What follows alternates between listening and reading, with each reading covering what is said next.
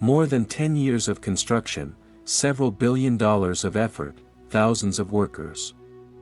That's the price of Africa's technological miracle, the mega dam that will tame the Nile and provide electricity to millions of people. We tell how the construction of the Ethiopian Renaissance Great Dam nearly led to the first large-scale water war. What is happening with the project now and how ordinary people themselves discounted the most powerful hydroelectric power plant in Africa.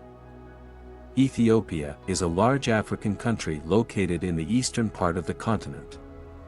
After the secession of Eritrea in 1993, it lost access to the Red Sea coast, making it the most populous landlocked country in the world. As of 2023, Ethiopia was home to more than 116 million people. The second most populous country in Africa, after Nigeria, Ethiopia is a deeply agrarian country, with 85% of the population employed in agriculture. Nearly half live below the poverty line, and about 60% of the population has no access to electricity, one of the worst rates on the continent, let alone the world.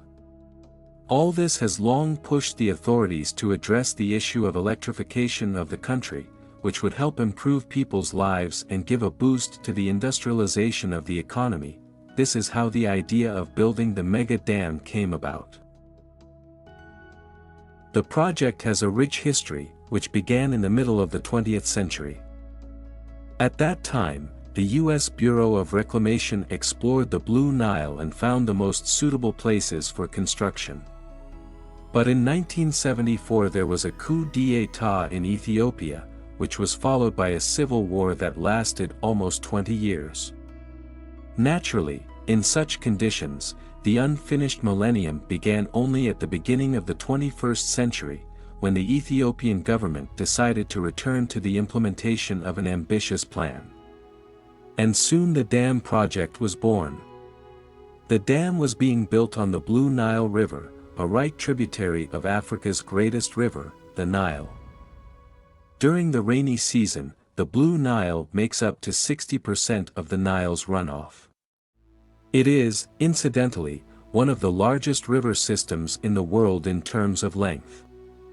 Construction is underway in Benishangul, Gumuz, which is about 40 kilometers from the border with Sudan.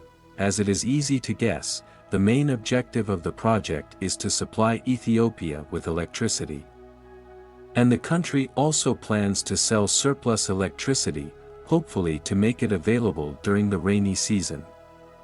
The scale of the project is staggering, especially considering that it is being implemented in Ethiopia, one of the poorest countries in the world, where 30% of government revenue comes from coffee sales. However, the lack of funding almost became a stumbling block, but the solution was very original. Especially for a project of this scale. But more on that later. As I said, the actual work began in 2011, and year after year the crest of the dam began to be drawn. Its parameters have changed several times, but according to the latest data, the main concrete part of the dam is more than 155 meters high from the base, which is commensurate with a 40-story building, and almost 1,800 meters long. The size of the reservoir at full fill level will be 1,874 square kilometers, which is larger than the area of St. Petersburg, still about the size of Kazan. According to the latest data, the dam will have 3 spillways and 13 turbines. With a total design capacity of up to 6,000 megawatts, briefly, the dam is called Kadasi, which in Sakmer language translates as revival. Its official name is the Great Ethiopian Renaissance Dam, which perfectly captures the expectations that are being placed on it. Interestingly, many people do not realize that the Grand Ethiopian Renaissance Dam is actually a complex of 2 dams. There is the main one, which will generate electricity, and the Saddle Dam, located about 7 kilometers from the main one. It is a curved stone embankment with a concrete lining almost 5 kilometers long and 50 meters high. The purpose of the auxiliary dam is to achieve a higher water level in the reservoir and limit its size. The whole project was estimated at almost $5 billion, which for Ethiopia is a very, very decent sum. So the year construction started, it was about 7% of Ethiopia's GDP. Many people did not believe in its realization, and because of the public outcry after the start of construction, the project was called the Millennium Dam in English-language publications. Naturally, it was not easy for Ethiopia to raise money for such a construction, especially because international funding was limited, aided by Egypt's position. Therefore, strangely enough, the whole country contributed to the dam. Ethiopia had to raise the money by organizing a voluntary and compulsory collection among its own population. Of course, we do not know what percentage of these funds were contributed voluntarily, but even so, this is probably the largest crowdfunding campaign in the world, as most people really connect the future of their country with the project and are willing to share part of their income quite willingly. The only international investor was China, represented by the Exim Bank of China, which provided about $1 billion for the turbines and electrical equipment. So far, many countries were skeptical about the project. Construction kept going, and in July 2020, the first phase of filling the reservoir began. By November 2022, the water was 105 meters above the bottom of the river. That same year, 2 turbines were alternately started up and the dam produced electricity by feeding it into the grid for the first time. In total, it will take up to 10 years to fill the reservoir. Soon, if nothing interferes, the hydropower plant will begin to reach full capacity in stages.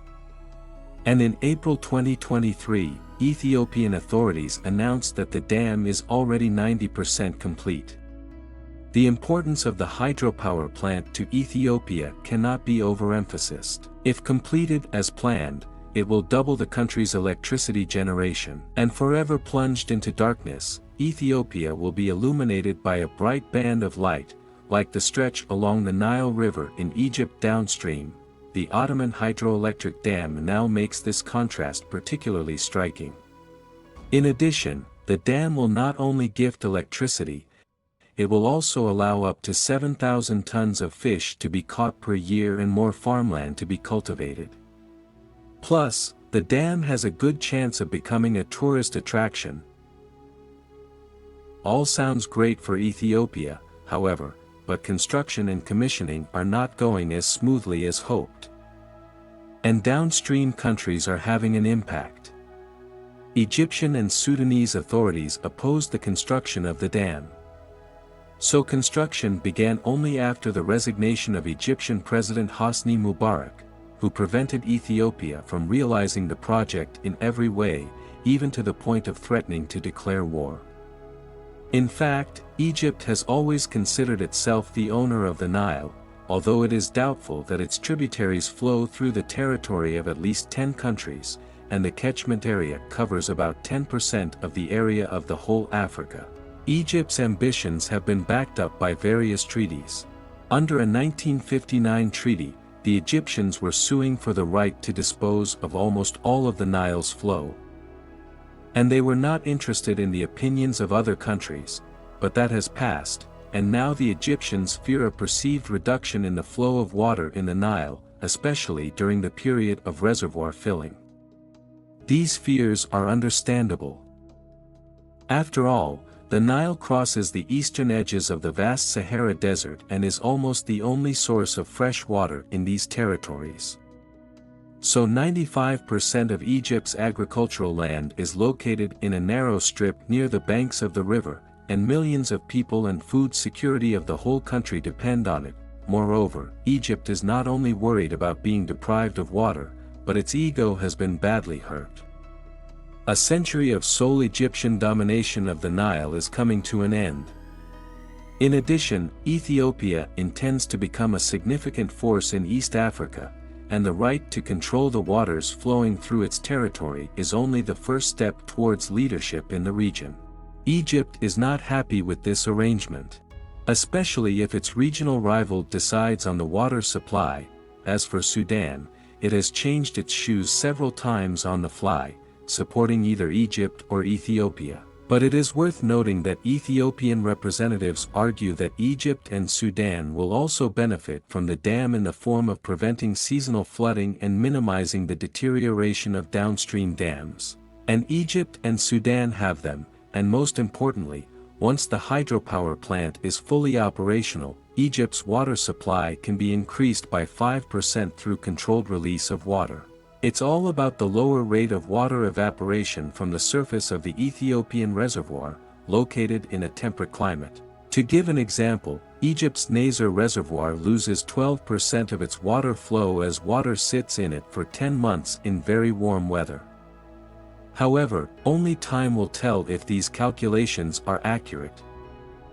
Despite the arguments of all sides and dozens of negotiations, periodically the situation became so heated that experts did not exclude the possibility of starting a real war, which would be the first full-scale war of mankind over water resources. Fearing an airstrike on the dam, Ethiopia even bought several anti-aircraft missile systems from Russia. For more than 10 years, Egypt, Ethiopia, and Sudan have failed to reach an agreement among themselves. At the same time, other countries have periodically tried to interfere in the negotiation process. At the moment, the stumbling block seems to be the speed of filling the reservoir. Cairo is demanding that the process be stretched over 10 years and that it sign an agreement on the use of Nile water in order to have leverage over the Ethiopian hydroelectric plant. Ethiopia, on the other hand, wants to get the hydropower plant up and running faster to get cheap electricity without any obligations to Egypt and Sudan. Now the situation seems to be closer to a positive resolution. As of July 2023, Egypt and Ethiopia have decided that they will conclude an agreement that will suit all parties within 4 months. So the hope is that the dam will finally be put into full operation, and it will indeed be of great benefit to the development of not only Ethiopia, but other African countries as well.